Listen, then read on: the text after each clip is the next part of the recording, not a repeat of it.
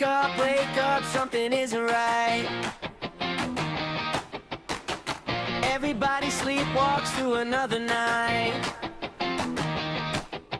Laugh tracks in the distance, sirens in our heads. Everybody says you're crazy when you don't believe what's fed. This is the psych ward. This is the show. Everybody trapped here, nobody knows. This is the psych ward. Open up your eyes. Everything around you should have made you realize. Should have made you realize.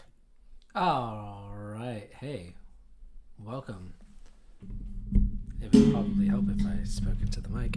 Welcome to the psych ward. I know it's late. It's late in the week. It's late at night. It's, I understand. I understand these things.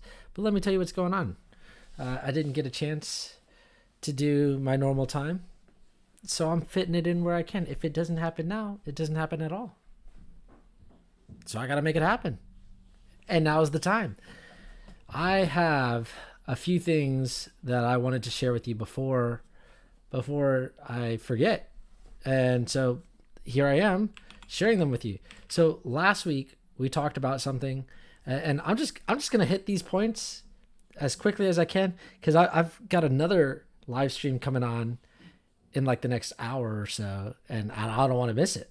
It's my favorite live stream. So, and I also don't want to be streaming at the same time as that. It's a whole thing. Okay, so let me show you what's going on here. I've got a few things.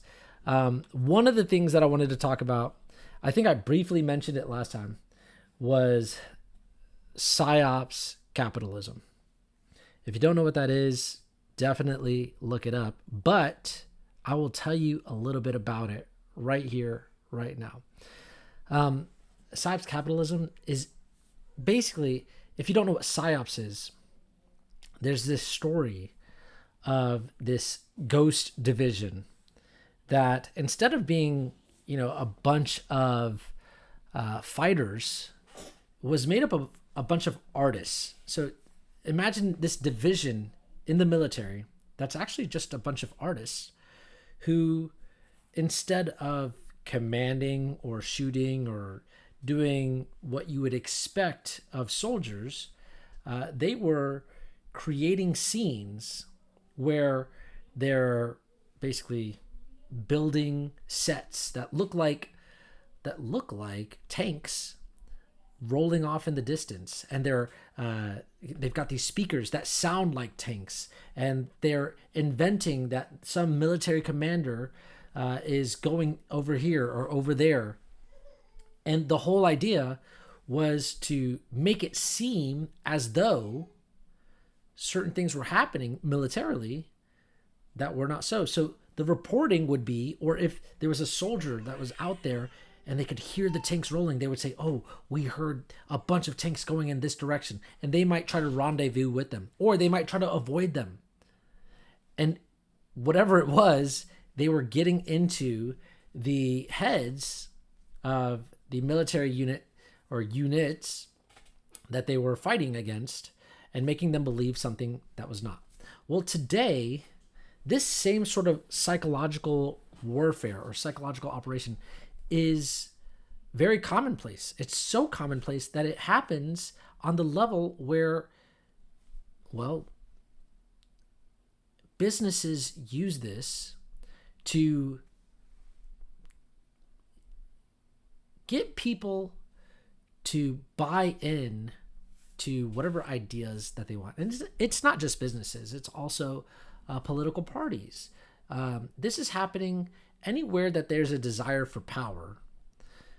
You have people who are using psychological manipulation to deceive others in order to have more information than the other person has, make them believe something that is not, and eventually play into their worldview so that whatever it is that they want them to do, they end up doing. Doesn't that sound like a psych ward? Doesn't that sound like a psych ward? Like you've got people believing things that are not so on purpose. And you know that's not the case. You're doing this on purpose. So that, and you never tell them. You just keep stringing them along until they eventually buy into your worldview. Well, I've got some examples of what I'm talking about here. It happens all over the place. It happens in the news. It happens, in politics. It happens in business. It's all over. Well, check these things out. I got a few things to show you. One of them is this. So I saw this and I found it actually really interesting. This was a guy, is a guy, who I'd never seen his videos before, but one of them just popped up on my feed and I thought, seems interesting. Let me take a look at this, right? So the thumbnail for this was like, show this to young parents or something like that. But the title of the video is "The Internet is Not for Kids." So check it out. So I've never seen this guy before. He calls himself Shameless Nerd. And apparently he's a teacher.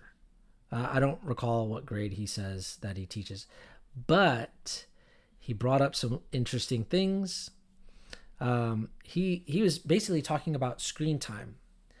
And this is where I want to show you. Hang on just a second. Here we go.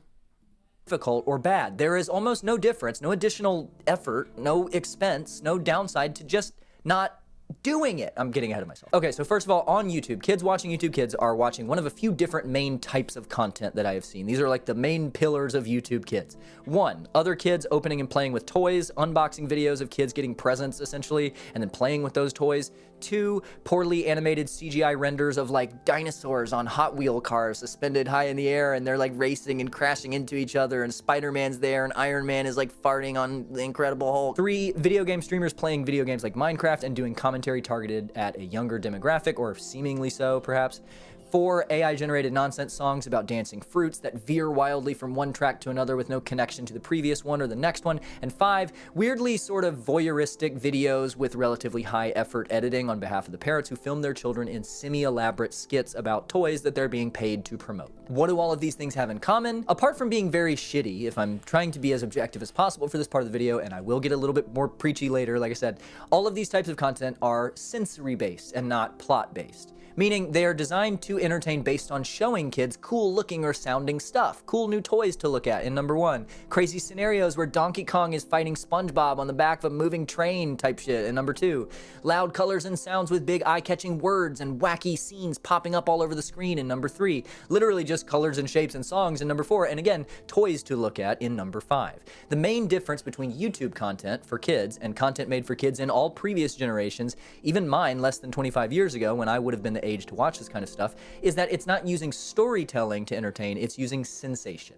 And why is that bad? Well, it's just a few reasons. It just hampers development of executive function, which is essentially every conscious thing that one's brain does. It decreases attention spans and worsens symptoms in kids with ADHD. It delays social skill development and impairs cognitive capability. It lengthens the time necessary for children to develop emotional regulation skills. Oh, look, here's a study about kids being diagnosed with autism because of the symptoms of early and excessive screen time in toddlers. Let me slow down and rephrase that actually. Children being officially diagnosed with autism, not because they were born with autism spectrum disorder, but because they developed so many traits associated with autism spectrum disorder due to the adverse effects of their overexposure to small screen time that they effectively just developed autism. Not even effectively. Children are literally developing autism from spending too much time on an iPad. And real quick, just to say, autistic people are so Okay, so he goes on. But I just found this really interesting because this is a point. This right here that he's saying right now with the autism thing is a point that I've been making for years, literally, because the research was there for years. And now more people are becoming aware of it, but still so many people don't know about this. But he goes on to say that the whole sensory thing versus having a story with a narrative is completely different. So it's one thing to have your kids on screens and they're watching movies. It's another thing to have them just watching what kids watch today, which is what he just explained, very sensory based, no narrative at all, right? And he makes the point that before with the narrative, you had to follow along. You had to have some cognition of who are the characters, what's the plot line, and you're following the story to connect things that happened maybe a few hours ago or 30 minutes ago, whatever, right? And now today, kids don't need to do that. They're not doing that. And they seemingly cannot do that. They're losing the ability to do that.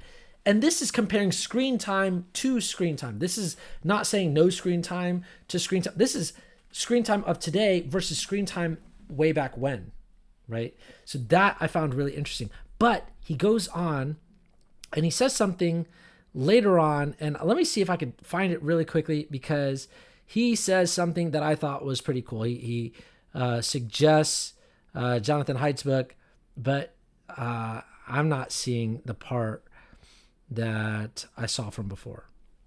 But he makes these really cool points, and I'll just share them based on what I can remember right now.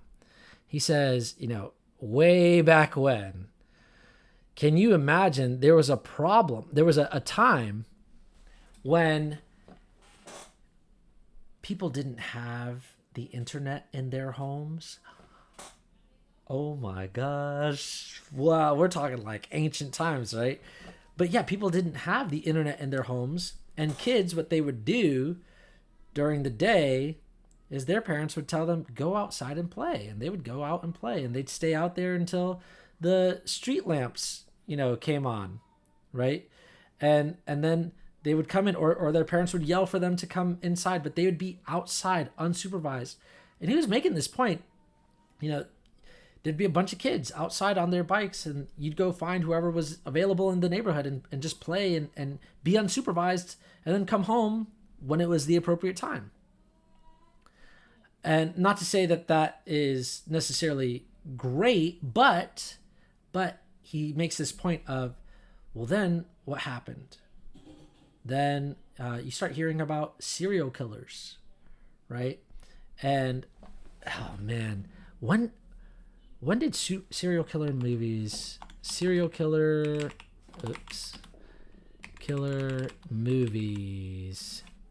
and popularity? Let's see. I did not have this pre-set up, but I just wanted to find out. Serial killer movies remain highly popular because they tap into blah, blah, blah. When did they become popular?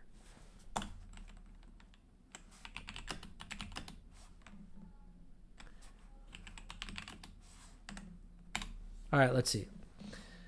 In the 1970s, serial killer movies gained mainstream popularity in the 1970s and exploded into a cultural phenomenon during the 1980s and 1990s. Okay, do you know what was happening?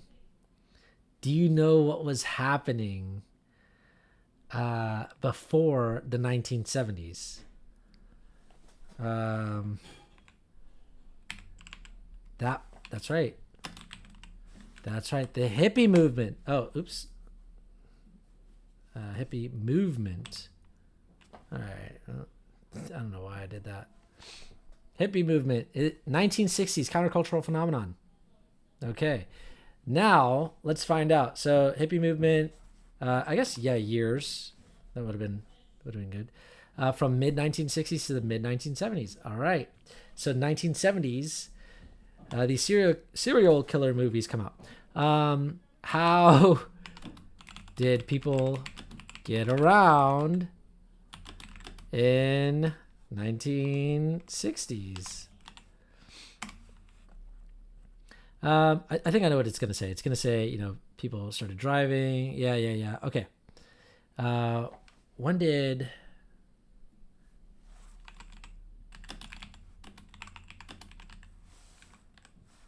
car ownership become popular? It says 1920. That's when the first cars came out. Come on. Let's see. The United States was the first country, mass ownership, 60%. What's that say? 14% of households had cars in 1951 in the United Kingdom. By 1971, 45. Okay.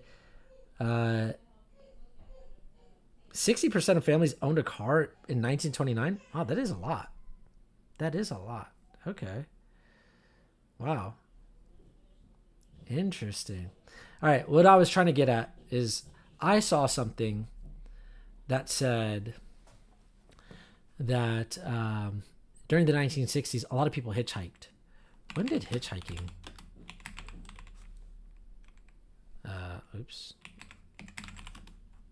End. Hitchhiking didn't end on a single specific date, but it experienced a rapid and steep decline at the end of 1970s. Why? Rise of stranger danger. High-profile cases of serial killers and spree killers in the 1970s. This is what I was looking for. Okay, so the reason why I was looking for this is because before that, kids would be outside by themselves. Then you have this rise of stranger danger. You've got, serial killers are out there. And then you got people who were previously just hitchhiking, and that was really common. Everybody knows everybody. Well, no, now you want to stay away from people. Now you want to bring your kids inside. Now, not only are you bringing your kids inside more, but also you have, obviously television, which progresses to internet, right? And so now you've got more and more separation from others, more and more separation from friends and connection with community. And it's slowly over time until you get to the point where we are today, where the expectation is you're going to make friends not in person, but online first. Online first, you're going to make your friends. And then in person, you'll make your friends, right? And so I'm looking at that from the lens of, because I'd seen something that said, with the rise in the serial killer movies, think about that. The serial killer movies were more popular first. When was what's that guy's name? Manson. Charles Manson. There we go. When was this? Charles Manson, 1969. The Manson family murders. Okay. Charles Manson, 1969. That's right in the 70s. And so you have this rise. And if you have not looked into the Charles Manson murders, man, what was that book called? Not Helter Skelter. That apparently, Helter Skelter was apparently a cover-up of the Manson murders. It says some details because it's put out by the prosecutor of the Manson murders, but he was kind of in on some things, right? There's another book that I had read, and I'm trying to remember what the name was, but it was talking about the Manson murders, and then it goes even further. What was that book called?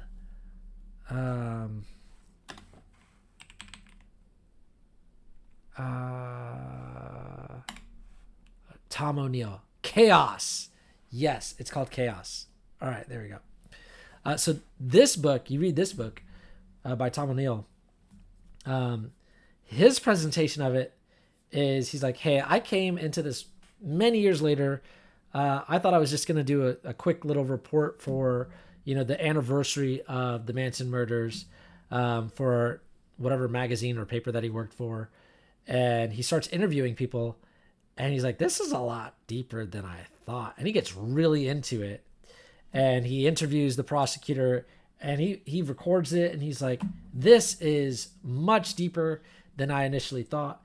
And he finds out that there is definitely evidence,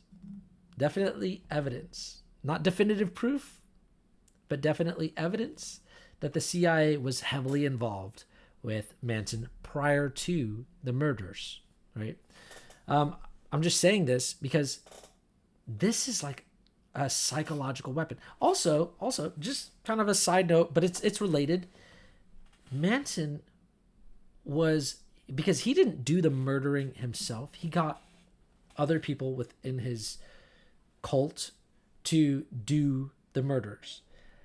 But he was kind of presented as this like mastermind at manipulating people's minds. And they said the way that he did that was with a cocktail of drugs, LSD being one of them, right? and psychological manipulation. And you wonder, how did he discover this, right? But also around that same time, the US government was perhaps not openly, but we are now aware that it was very obvious, and they have admitted, the US government and the CIA has admitted to using LSD on citizens and doing these illicit experiments on people to see, what can this drug do? Can we use this to manipulate people, to mind control people, right? So very interesting connection there. The point that I'm making is this is all a psy-op.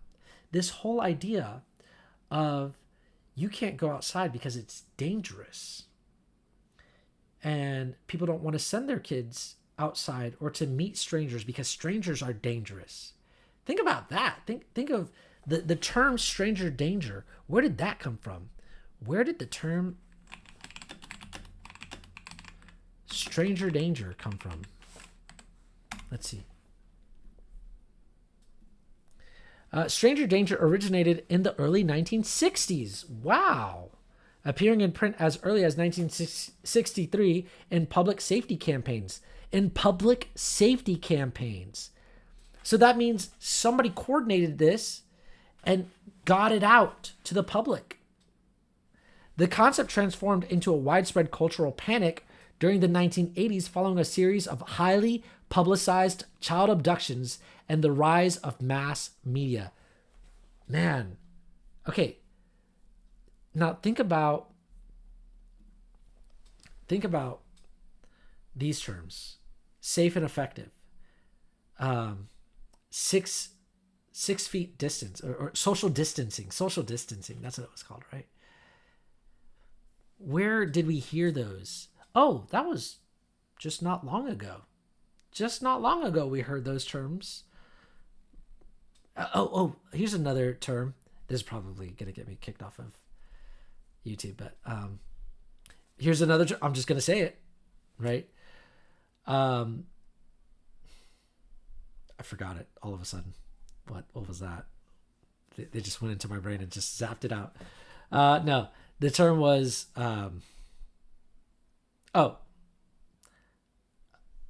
sudden. What was it? Sudden? No, hang on.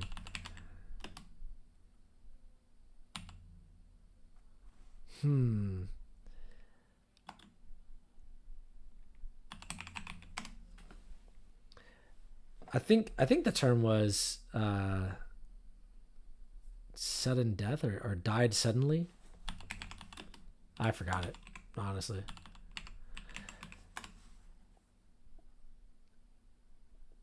Anyway, okay. Died suddenly refers to an unexpected death, usually caused by an acute medical event like sudden cardiac arrest. In public health, it describes rapid, unforeseen fatalities, and also the phrase of a 2022 film that promotes substantiated theories linking deaths to. I'm not going to say that part. I'm just going to censor myself, but I will put it on the screen, right? So you can read it for yourself.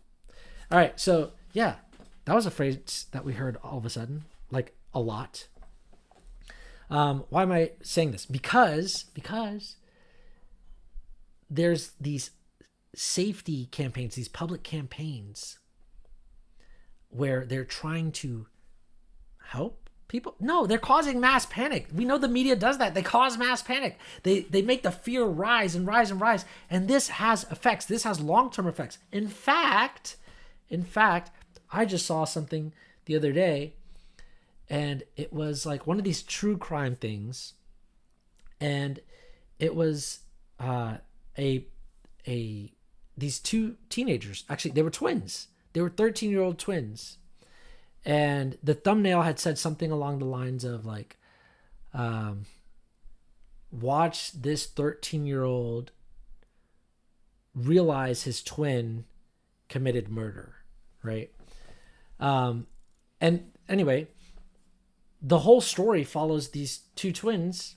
One of them commits murder, But leading up to that, what was really interesting was the whole family seemed to be really fascinated, and especially these two twins, and especially the one that committed murder, they were really fascinated with true crime and murder mysteries and serial killers. And they had books on serial killers, and they would watch Dexter. And so this fascination, as you're watching something, and, it was really interesting because one of them, you could see, had a fascination with it of like, it's entertainment.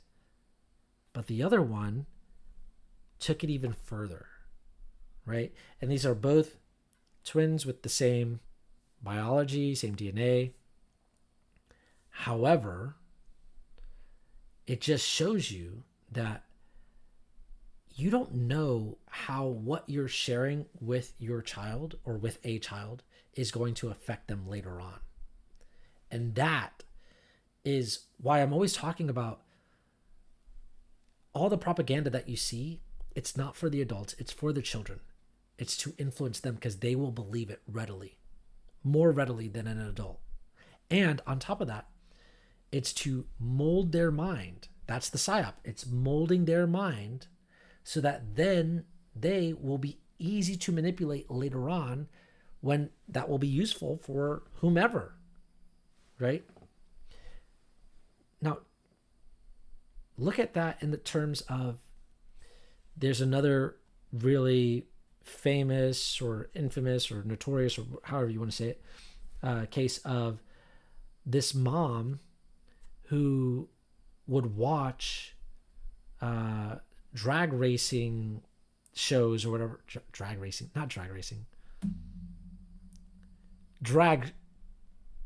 queen. No. I have an excuse for that one. It was called RuPaul's Drag Race. So that's why I thought it was drag race. That is pretty funny, right?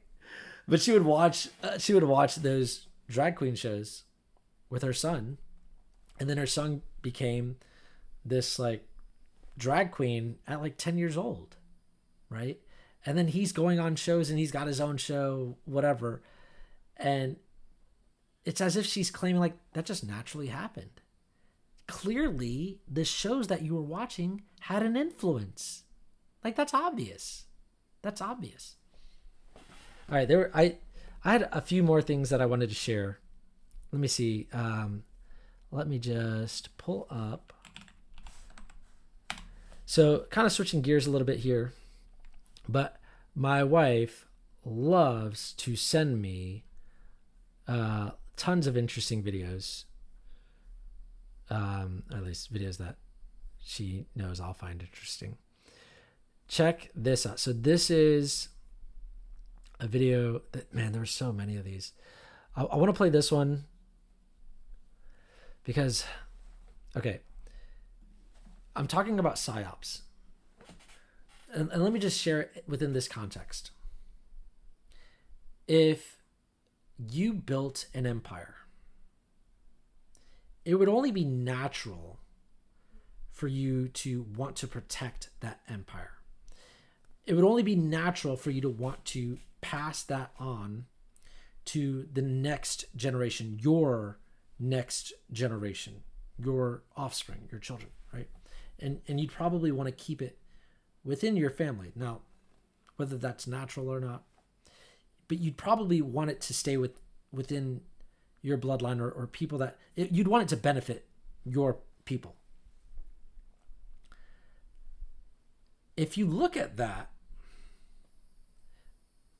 and take that just kind of to the extreme,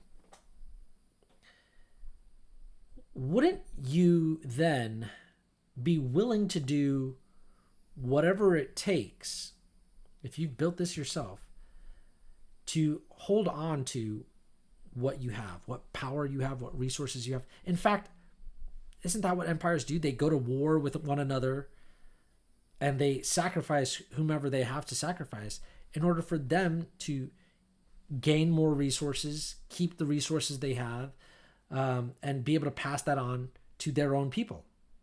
If you didn't care about the future, if you didn't care about the next generation. In fact, there's stories of people like in Italy.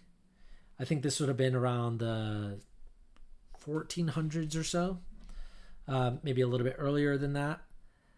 But in Italy, there was this case of a bunch of people would basically just leave their kids anywhere, in the fields, on the side of the street, literally anywhere. Infants, newborn babies, they would leave them because they were slaves. The people who were having these children were slaves, and they knew they had nothing that they could pass down to their children. They could not provide for them a good life. Their children would not be able to upgrade their status to have a better life, so they would abandon them and let them die, which is really sad. And so while this was going on, like this is kind of the mentality that you have to have in order to not care about your children, your offspring. You've got to be in a really tough spot. If you're in a position where you're like, I'm the king of the world, or I'm living really well and I want to see my kids, continue this, then you're not doing that, right? You'd actually care for your children and like try to support them to be in the best position to take advantage of everything that you're leaving them and continue to do that. Now, you may not go about that the best ways, right? I've heard of stories of, parents abusing their kids to try and get them prepared to, take their seat in the company or whatever, right? And that happens, but they're doing it with the mentality of, I want you to have this. I want you to continue on my legacy. Okay. Why was I bringing all that up? Oh, because it seems like there's a lot of parents today who are in that position. I saw a video. Actually, let me play that video.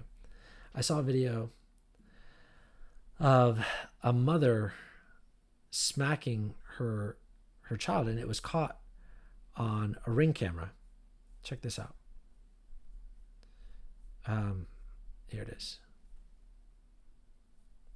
I don't know why it does that. Oh, somebody is calling me. I'll call you back. Okay. Let me go back to my screen. Here we go. Sometimes when you get a call, it like wipes the whole desktop.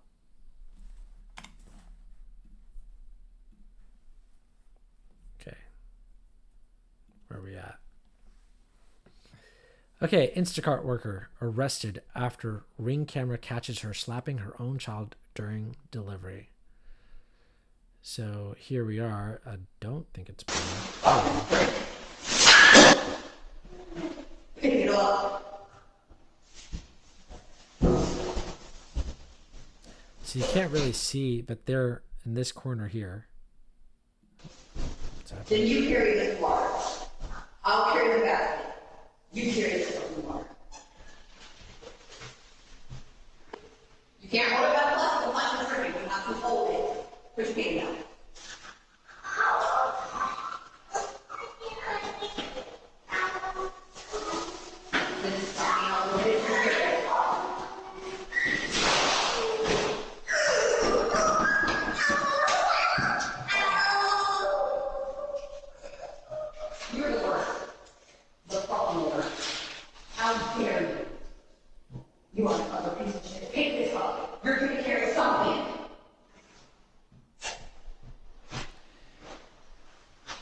Man, okay. When I see this, I feel empathy for, obviously the child, but also for the mom as well. Because why is she doing that? Because she is working. She's doing this because of money. She's slapping her kid and stressed out because she's trying to make money. And she's afraid that by dropping these bottles of water or whatever, she's not going to make money, or she's going to, get a poor rating or whatever. And it's going to hurt her chances of making money. And also at the same time, she's like getting her child to do the work. It's really sad. It's a really sad situation. But that's the situation for a lot of people right now, even in America. That's crazy, isn't it? Just wanted to share that. Okay. Now, let me share a couple more videos that I enjoyed watching because they share some really good points. This one is a woman who is a teacher, I think. Let's see. I did a post the other day about books that I don't teach in the classroom anymore, and a lot of people had a lot of things to say about it, and I just want to say thank you.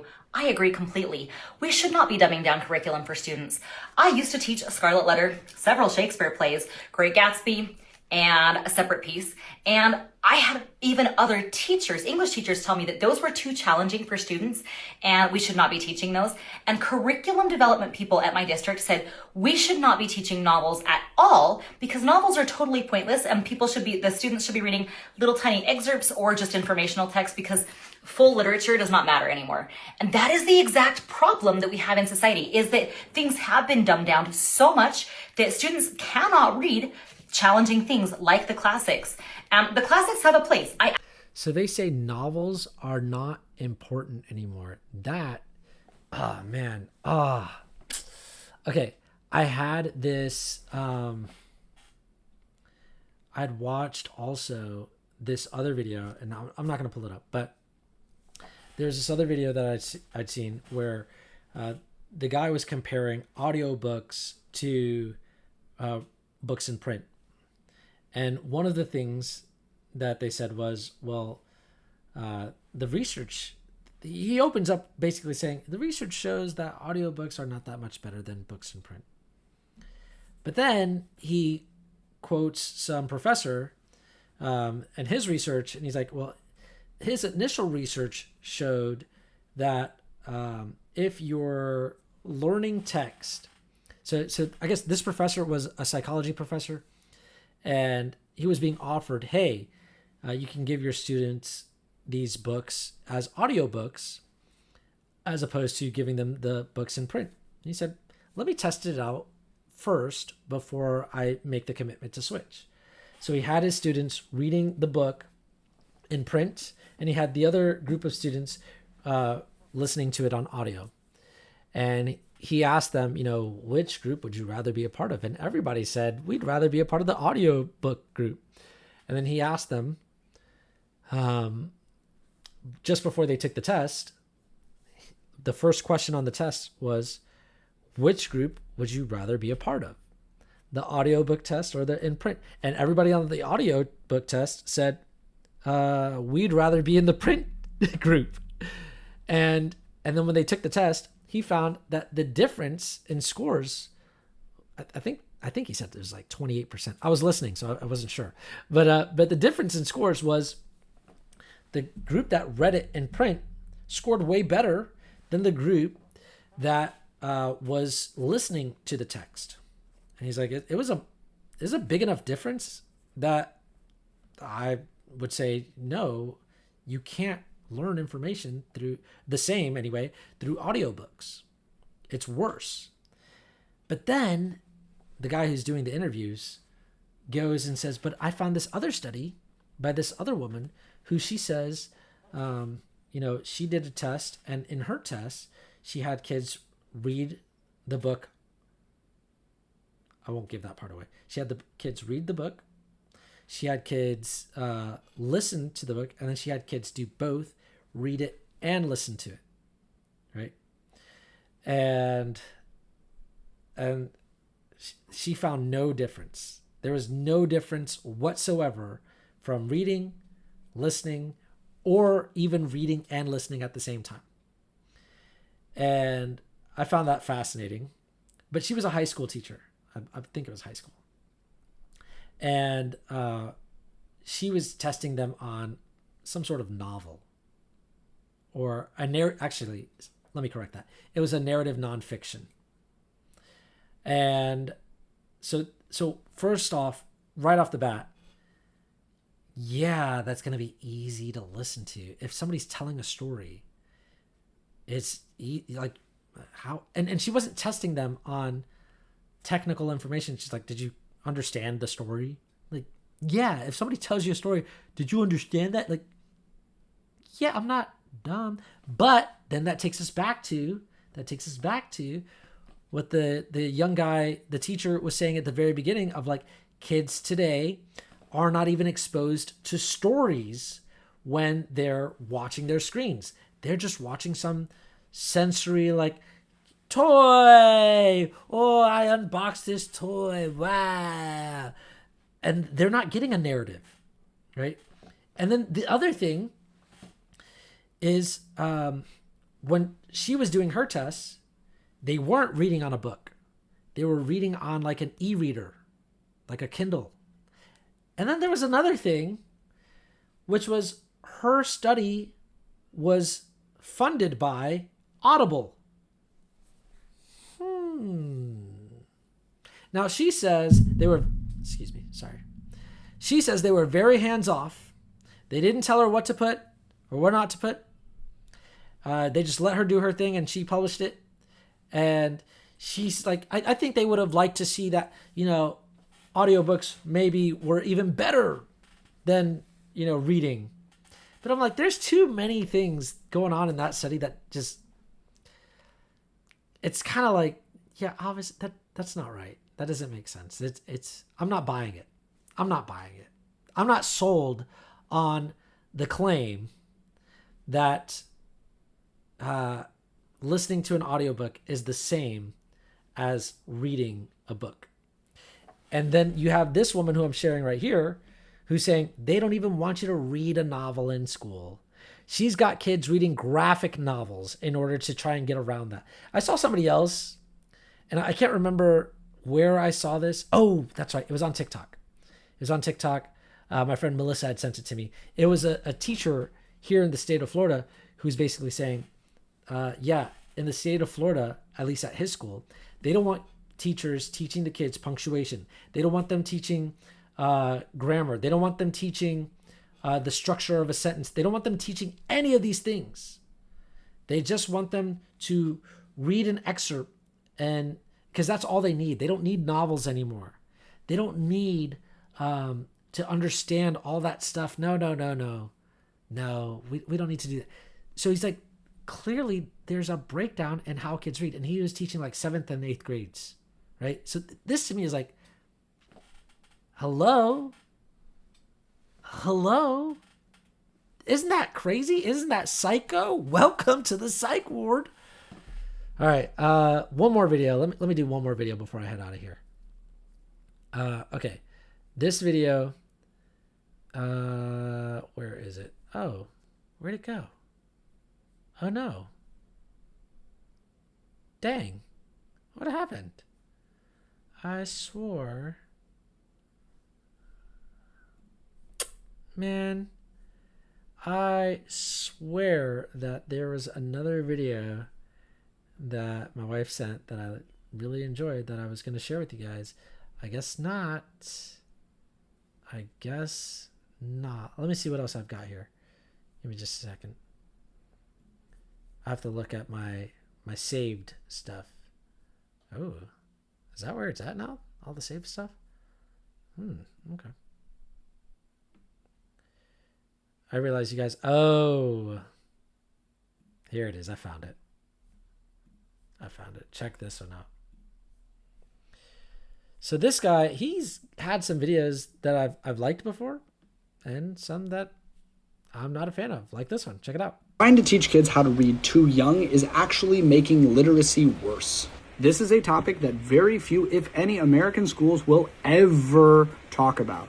This is especially important if you're a parent to a child who is struggling to read.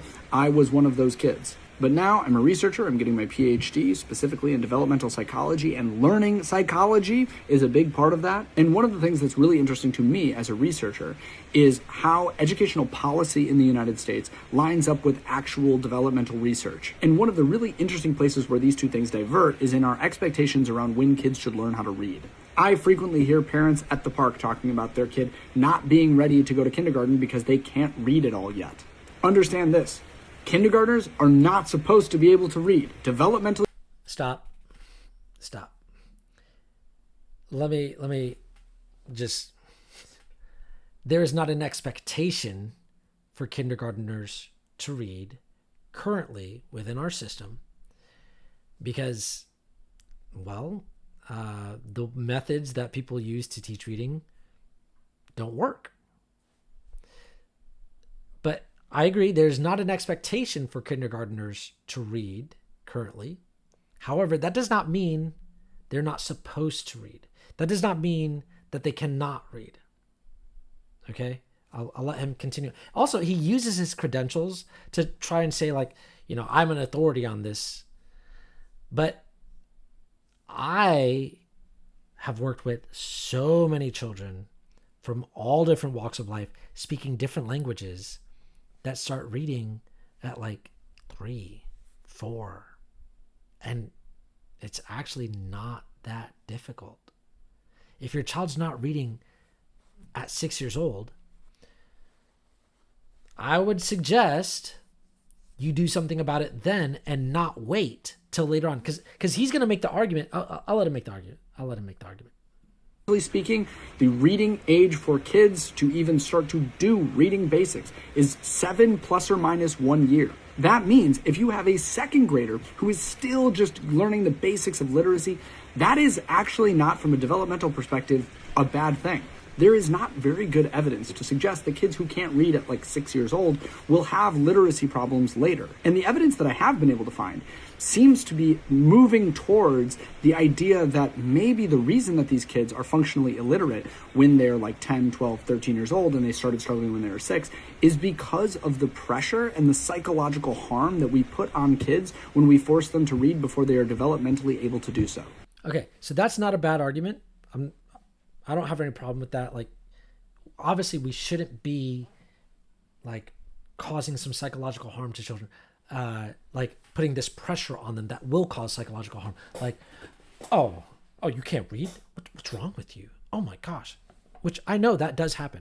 I will give him that, right? But the point that he makes before is that there's no problem with your child waiting till they're 7 plus or minus 1, so either 6, 7, or 8, to start learning to read.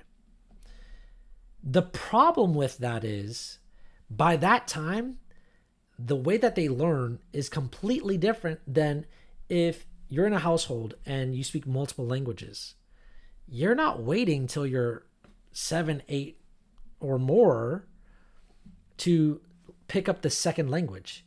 You're learning both simultaneously. Now, I don't advocate for learning 2 languages at home, right, at that early age, because it's confusing.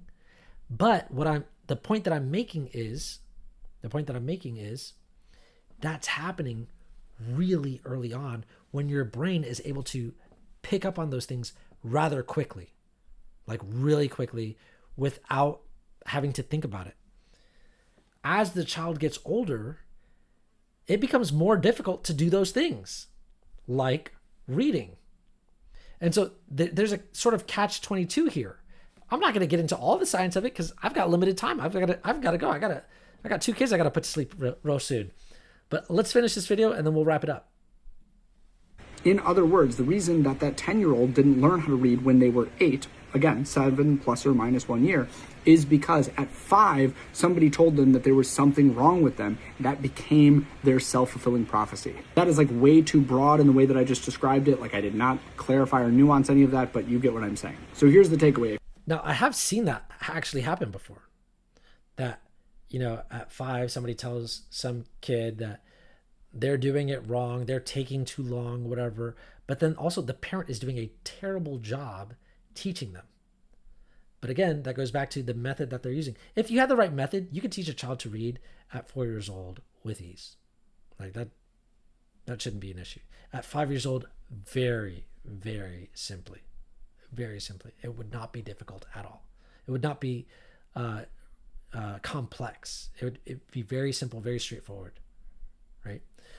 And the reason why I say that is because if you wait till a child is 7, you're missing a huge window.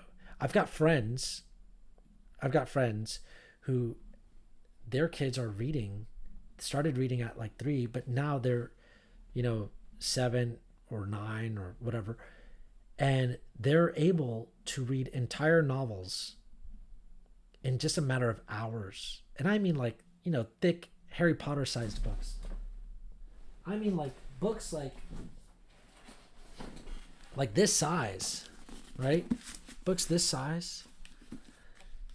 They're able to read them in just a couple of hours. And in fact, this book's like 400 pages. In fact, I had a friend call me the other day and he said, yeah, my son was just up reading last night and he read this novel that I've read. He started it at, when we were going to bed, and then a couple hours later he was done with it. And I was like, there's no way. How'd you get that far that fast? And so I started asking him about, things that happen in the middle of the book and previously and little small nuanced things. And he knew all of it. He could describe all of it to me. And I'm like, wow, you actually read the whole thing? He's like, yeah, I read it. And then he's off to another book, reading another. Why is that so significant? Why is that so important? Because the amount of information that a child takes in today is all based on just that YouTube algorithm stuff. That's it. Or playing a video game. But they're not actually learning anything useful in their brains. And this is so significant because I'm just going to close this because he's just going to go on and say, no, now if your child has a problem at 9 years old, now I suggest an intervention. That by that time, you've waited way too long. Okay. But what I'm suggesting here is your child, if you support them to develop the ability to read and the love of learning from a really young age, then they can take in so much more information while they have the free time to do that. For myself personally, I would love to be able to sit around and read book after book after book and just take in all this information. But I feel like I don't have the time. I don't have the time. I'm busy. I've got kids. I got things I got to do, right? But can you imagine if you had that time as a child and you could actually comprehend all this information around you and you could read, the things that they're talking about in school. You could read, Thomas Jefferson's letters, or you could read what Abraham Lincoln was writing, or you could read what George Washington was writing, instead of getting like this cookie cutter version of like, and that's how the Declaration of Independence came about. Just this guy wrote it, and that's all you really need to know. And they're just peppering in information that isn't actually relevant and oftentimes is misdirecting the student. It's misleading, right? Anyway, but imagine if you were a child and you could read that stuff for yourself, firsthand accounts. You could actually comprehend it. You could understand it. And you could put it together yourself. And you had all the time and you had the ability to read very quickly, to the extent where you could read multiple books in a day and you could wrestle with these ideas, like deep thinking. And you could say, wow, that's really profound because it makes me think of this. Can you imagine if every child could do that? What kind of world we would have because people would actually be able to communicate. And we'd actually, like, do you know how fun it is when one of your friends reads the same book that you're reading or you've read, and then you can talk about it and you can get really deep and you can be like, wow, you see that too? Yeah, it's awesome, isn't it? Oh, wow, cool. Do you know how fun that is? And you can talk really deep. Now, I understand you could do that with a movie and other stuff, but it's like,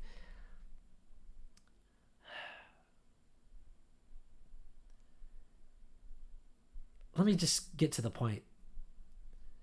When you have people that can understand the same things that you can understand, and you're not dumbing yourself down and you're elevating each other, and we're on a very high level, not only is it fun, but it also supports creativity, building together, and problem solving, and more effective negotiation. Like my daughter, just real quick before I go, I know I've been saying that, but my daughter just the other day was on the trampoline. Actually, she wasn't on the trampoline.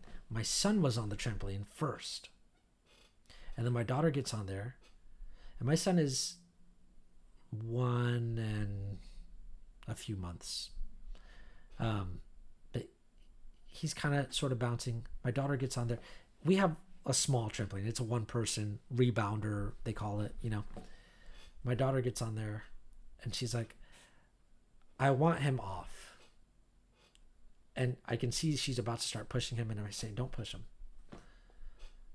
Don't push him off. He was on there first. I'm not going to take him off. You've got to find a way to get him off without hurting him. Now, she's 2, she'll be 3 in 2 months, right? But I said, you got to find a way to get him off. Why don't you try this? Tell him you don't want him on there. She says, I don't want you on here. He doesn't go. It's not working, she says. Okay, I said, tell him you want him to get off. I want you to get off. Get off. He doesn't get off. I say, okay, well, what else could we do? Why can't you just jump on there while he's on there? No, I can't jump. I say, okay. What if you did this? What if you get off? Because I'm not going to tell him to get off. He was on there first. And I'm saying to him, hey, do you want to get off? Hazel would like to jump by herself. He's like, ignoring me. He's 1.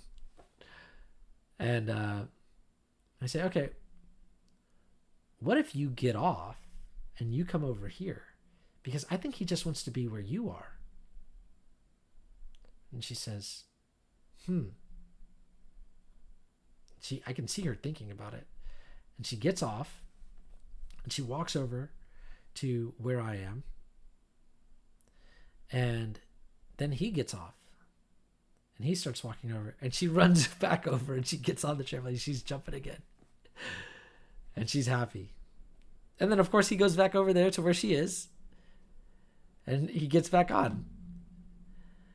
But I just found that a really cool moment because my kids, I'm supporting them to develop their ability to process information.